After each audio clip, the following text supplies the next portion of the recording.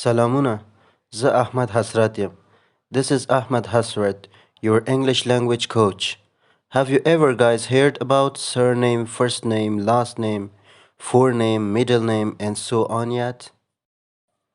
دوستانو تاسې هم حتما کله چې یو فورمه ډکوئ، کله چې آنلاین ویزا اخلي یا هر څه وي سی وي وي د وظیفې اخیستلو فورمه وي، هر څه چې وي هلته ستاسو مشخصات غواړي، ستاسو ځانګړتیاوې، ستاسو نوم، کورنۍ نوم، هر څه.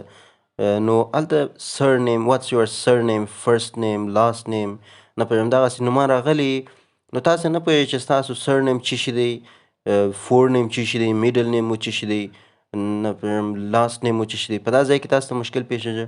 نو نن راځو په دا درس کې زده کوو چې ستاسو surname څه دی، last name څه دی او forename څه دی او داسې نور. آماده یاستئ؟ راځئ چې درس شروع کړو.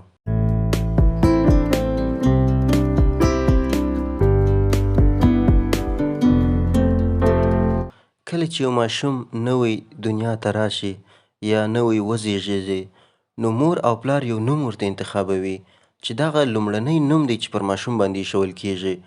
دغه نوم ته په انګلیسي ژبه کې فرست نیم وایي، given name هم ورته وایي، فور نیم هم ورته وایي او کرسټین نیم هم ورته وایي. کرسټین نیم هغه کسان ورته وایي هغه عیسوي کورنۍ کې پیدا سوي وي، نو هغوی وایي what is his Christian name، د عیسوي نوم څه دی، هغوی عیسوي نوم هم ورته وایي، خو ډېر زیات به فرست نیم، given name او فور نیم واورئ.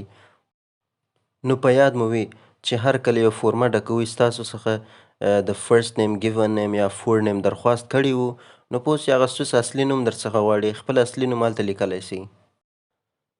پام مو وي چې په کوچنیوالي کې د نازه په ماشوم باندې مور و پلار رنګارنګ نومان ایږدي. مثلا د ناز رنګارنګ نومان ورته ایږدي، ځینې ورته خیچ و، غټ سری و، شین و، لنډو و، ډنګرو او داسې نور. نو دا په فرست نیم کې نه دی حساب، دا خو هغه د ناز نومونه دي چې کله ماشوم غټ سي هغه نومان هم ورسره ورک سي. نو دا دې نه چې فورمه ډکوئ هلته ستاسو فرست نیم غوښتي وي، تاسو ورته شین ولیکئ یا لنډو ولیکئ یا ډنګرو ولیکئ. کله چې ماشوم لوی شي نو خپل د احساساتو مطابق خپل د اصلي نوم ترڅنګ یو بل نوم خپله ځان ته انتخابوي چې دغه نوم ته موږ تخلص وایو. وایي تخلص دې څه دی؟ نو په انګلیسي ژبه کې دا تخلص ته میډل نیم وایي، همدومره ساده.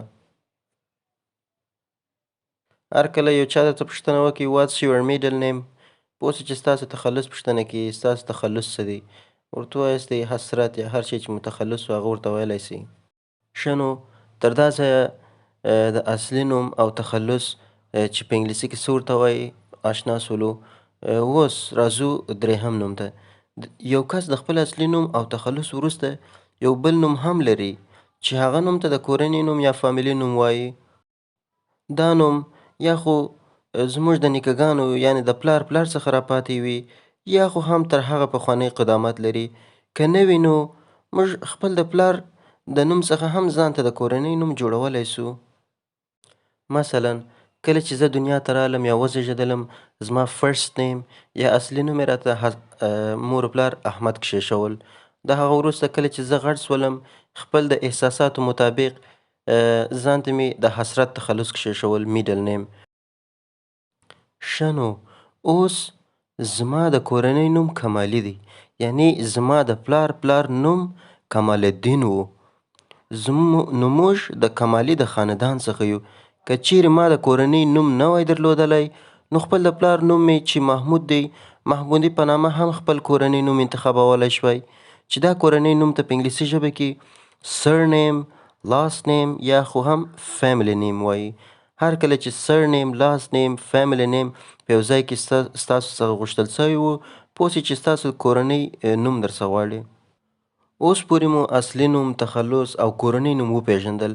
هر څوک چې دا درې نومان لري نو که چیرې یو څوک درته ووایي what's your first name، ته به ووایه احمد، او که چیرې درته ووایي what's your middle name نو ته به ورته ووایه حسرت، او که چیرې درته ووایي what's your surname ته به ورته ووایه کمالي. اوس که چیرې یو کس وغواړي دا درې سره نومان په یو ځل درڅخه وپوښتي نو درته وایي what's your full name. فول نیم یعنی ستا مکمل نوم څه دی. مکمل نوم عبارت دی د اصلي نوم، تخلص او د کورنۍ نوم څخه. نو زه به ورته وایم My full name is احمد حسرت کمالي. په انګلیسي ژبه کې کورنۍ نوم ډیر مهم دی، حتی تر تخلص هم مهم دی. که چیرې د یو کس خپل نوم او تخلص او کورنۍ نوم کې یو څوک درته ووایي چې دا درې سره نومان مه لیکه، یوازې دوه نومان ولیکه، نو ته باید اصلي نوم او کورنۍ نوم ولیکې. نو په داسې صورت کې بیا تخلص نه لیکل کیږي. نو که چیرې د یو چا دوه نومونه مو ولیدل، نو پوه شئ اول نوم یې اصلي نوم دی یا فرست نیم دی، او دوهم نوم یې د کورنۍ نوم دی یا سر نیم دی. نو په داسې حالت کې چې دوه نومونه راغلي وي، دوهم نوم خو حتما زموږ د کورنۍ نوم دی، نو په داسې ځایو کې چې مو ولیدل دا دوهم نوم ته سیکنډ نیم ویل کیږي. که یو ځای مو ولیدل چې وایي واتس یور سیکنډ نیم، یعنی دا داسې وایي چې دوه نومونه هم ستا نوم لیکل سوی دی او هم ستا کورنۍ نوم، نو دوه نومونه لیکل سوي دي. اول خو فرست نیم ستا نوم سو، سیکنډ نیم خپله کورنۍ نوم ورته وایه. په دا ځای کې مقصد یې د کورنۍ نوم څخه دی. اوس پاته شو نیک نیم. نیک نیم څه ته وایي؟ بې له دغه درې نومونو څخه یو کس، زموږ یو ملګری یا خلک په جامعه کې چې یو بل څوک زموږ د اختیار پرته یو بل څوک چې موږ ته یو نوم انتخابوي، هغه ته نیک نیم وایي. نیک نیم یعنی لقب. نور خلک راباندې دا نوم ږدي. خو بدبختانه زموږ او تاسې په جامعه کې دا نیک نیم یا لقبونه ډیر بد ایښودل کیږي. مثلا که چیرې د دوه کسو نومان نصیر وي، نو که یو څوک راسي وایي نصیر دې لیدلی و، بل وایي کم نصیر، بل کس په جواب کې وایي هلته خو دوه نصیره دی، په دې خاطر چې پرتلی اوسي هلته نیک نیم یو لقب یې مخکې ورته انتخاب کړی دی، غوا نصیر. یا هم مثلا وایي خالد دې لیدلی و، هغه وایي کم خالد، خالدونه خو هلته دوه خالده دي نه، دوه کسه دي. په دې خاطر چې دوی توپیر وکړي، دی هغه د خدای بنده یو ځای کې مشکل لري، دی هم پوس یو لقب شونډې ورته ایښي دی، شونډه خالد دې نه دی لیدلی، پاز یوسف چیرې و او داسې نور. نو دا لقبونه ډیر بد دی.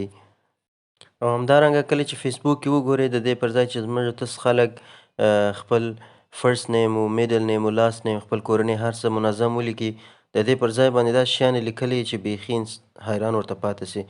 مثلا پرنس مغرور، سرشار رئیس، بدنام لوفر، خاندانی بدماش. نو اوس ته دلته راسه فرست نیم و لاست نیم دا پکښې پیدا کړه، نه کېږي نه. ښه، د نن درس مو همدومره و. تر نوي درس ښه وخت ولرئ، په ځان پام کوئ، سبسکرایب هم هیر نه سي. د خدای په امان، ښه وخت. And tell me what's wrong and why you never said you felt that way. And guess you're trying to